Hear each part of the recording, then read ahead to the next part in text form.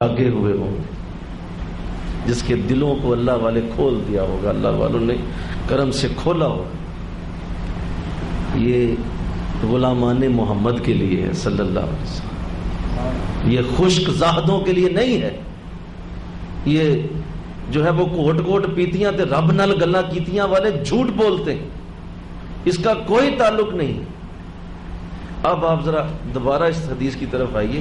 یہ حدیث تینوں حصے پورے کرتی ہے، تمہارے پاس عمل بھی ہو، تمہارے پاس ایمان بھی ہو، اور تمہارے پاس اللہ والوں کی غلامی بھی ہو، اور پھر جا کے دین مکمل ہوتا ہے،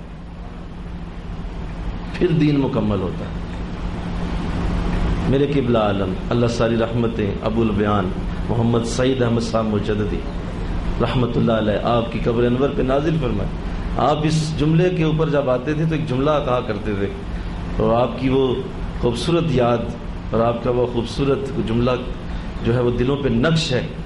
آپ فرمایا کرتے تھے کہ میں یوں کہا کرتا ہوں کہ یہ جو تم احسان کے بغیر، علم احسان کے بغیر دین دین دین کرتے پھرتے ہو، اپنی مسجدوں کے اندر دین پھیلانے کی کوشش کرتے ہو، جہاں اللہ والوں کی دشمنی ہو، جہاں اللہ والوں کے خلاف باتیں کی جائیں، جہاں اللہ والوں کے لیے دل میں پیار اور محبت نہ ہو، میں تمہیں یہ کہتا ہوں کہ تم آ جاؤ اور یہ دیکھ لو کہ حضور فرما رہے ہیں کہ 3 حصے مکمل ہوں گے تو دین مکمل ہوگا، اور تمہارے پاس یہ 3 کا تیسرا حصہ موجود ہی نہیں ہے۔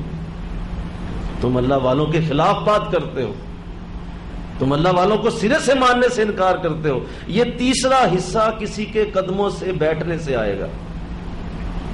کتابیں پڑھ کے نہیں پتہ چلتا گویا کہ اللہ دیکھ رہا ہے۔ اللہ اکبر۔ حضرت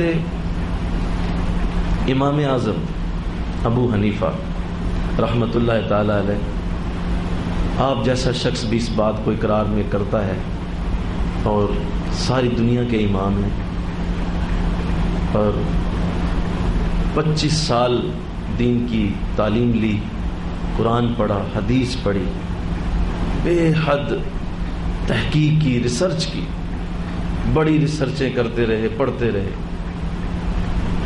لیکن ایک جملہ کہہ کر حد کر دی۔ فرمایا نعمان بن ثابت ہلاک ہو جاتا اگر اسے جعفر صادق کی صحبت نہ ملتی۔ امام جعفر صادق کی صحبت نہ ملتی تو نعمان بن ثابت ہلاک ہو جاتا۔ میری کتابیں، میری ریسرچ، میری تحقیق، میرے قرآن کو پڑھنا، حدیثیں پڑھنا سب ضائع ہو جاتا اگر مجھے امام جعفر صادق نہ ملتے۔ ان کے پاس بیٹھا جا کے تو مجھے قرآن اور حدیث کی سمجھ آئی۔ اللہ، مجھے دین کا یہ تیسرا حصہ نہ ملتا تو نعمان بن ثابت ہلاک ہو جاتا۔ اللہ